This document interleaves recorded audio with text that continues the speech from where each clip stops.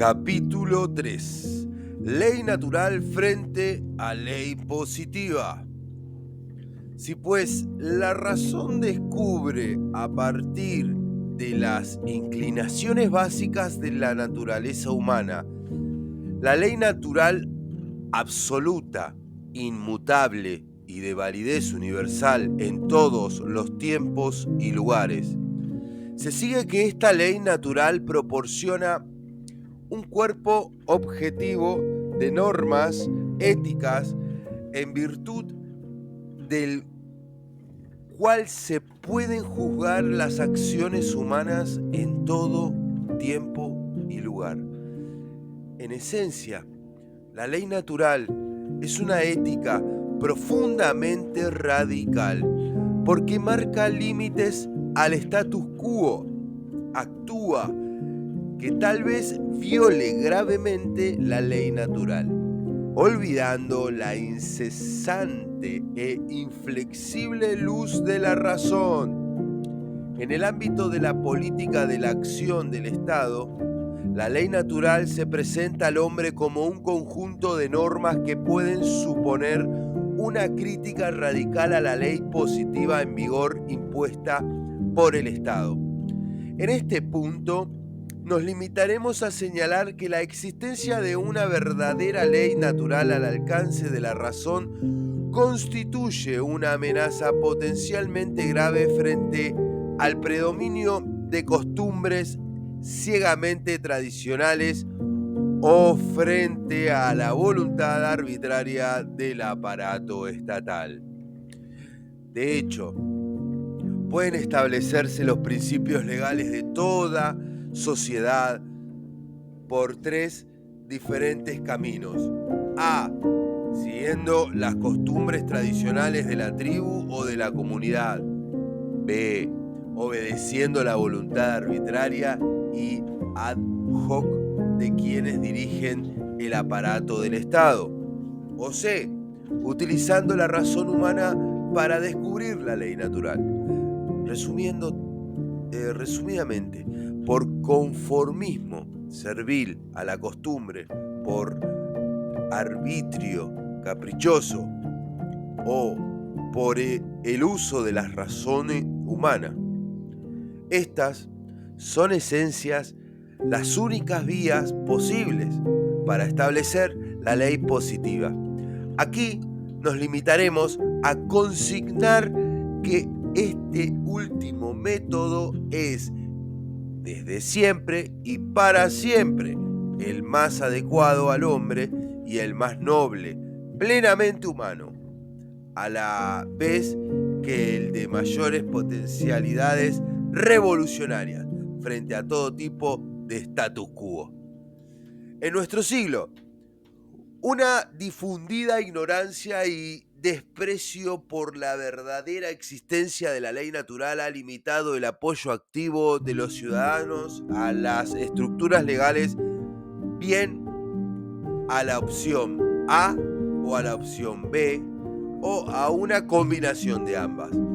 Y esto favorece a quienes intentan cortar la senda hacia un sistema de libertades individuales.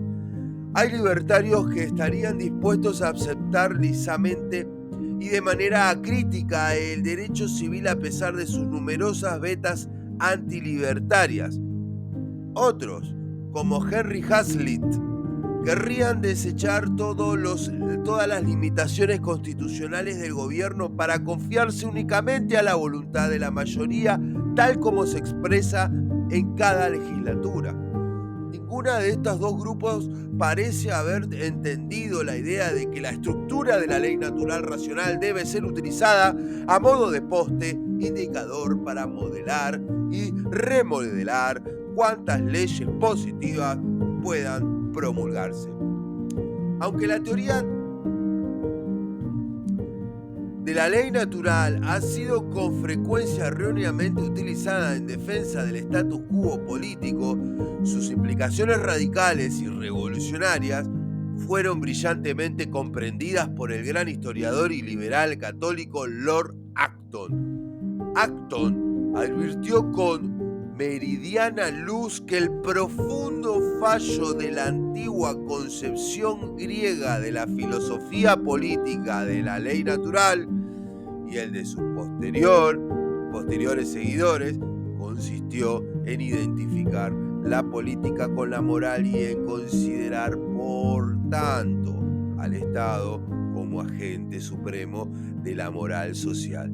Desde Platón y Aristóteles se vienen fundamentando la proclamada supremacía del Estado en la tesis de que la moralidad no se distingue de la religión, ni la política de la moral, y que en religión, moralidad y política hay un solo legislador y una única autoridad.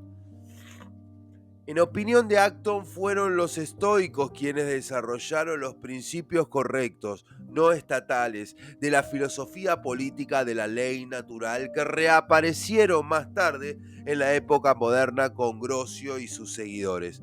A partir de entonces, ha sido posible hacer de la política una cuestión que atañe a los principios y a la conciencia.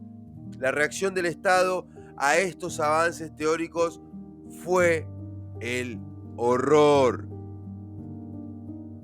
Cuando Gumberland y Pufendorf expusieron el verdadero alcance de las enseñanzas de Grocio, toda autoridad establecida y todo interés rampante retrocedieron espantados.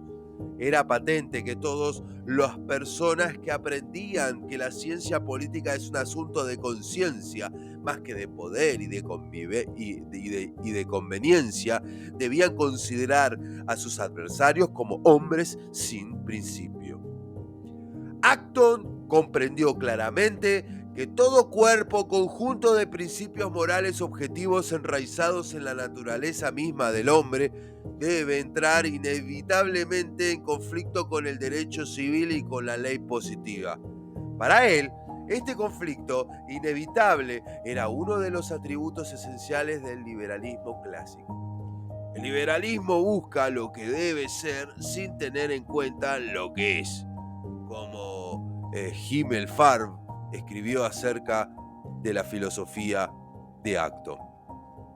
Y dice así: no se le concedía autoridad ninguna al pasado, excepto cuando ésta estaba conforme con la moralidad. Admitir que tomar en toda su profunda seriedad la teoría liberal de la historia y otorgar la primacía a lo que debe ser, por encima de lo que es, equivalía a instalar en la práctica una revolución permanente. Y así, para Acton, lo individual, equipado con la moral de la ley natural, configura una sólida posición desde la que criticar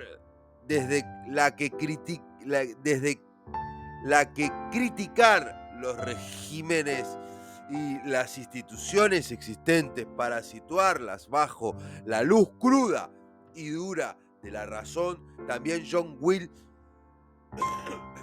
aunque con orientaciones políticas mucho menos acentuadas, ha descrito en términos tajantes la naturaleza intrínsecamente radical de la teoría de la ley natural.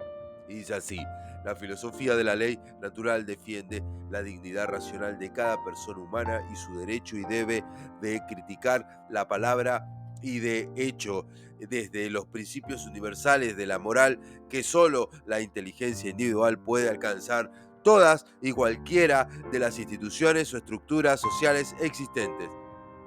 Así decía. Sí, pues el concepto genuino de la ley es esencialmente radical y profundamente crítico frente a las instituciones políticas existentes. ¿A qué se debe que se le califique de ordinario como conservador? El profesor Partemos entiende que la ley natural es conservadora porque sus principios son universales, fijos e inmutables y tiene por tanto la categoría de principios de justicia absolutos. absolutamente cierto. Pero que los principios sean fijos implica que sean conservadores. Al contrario, el hecho de que los teóricos de la ley natural deduzcan de la verdadera naturaleza del hombre una estructura fija de la ley independiente de tiempos y lugares, de costumbres, autoridades o normas grupales, hace de la ley un poderoso motor de cambio radical. La única excepción sería el caso de que ocurriera que la ley positiva coincide en todos y cada uno de sus aspectos con la ley natural percibida por la razón humana. Un caso auténticamente insólito.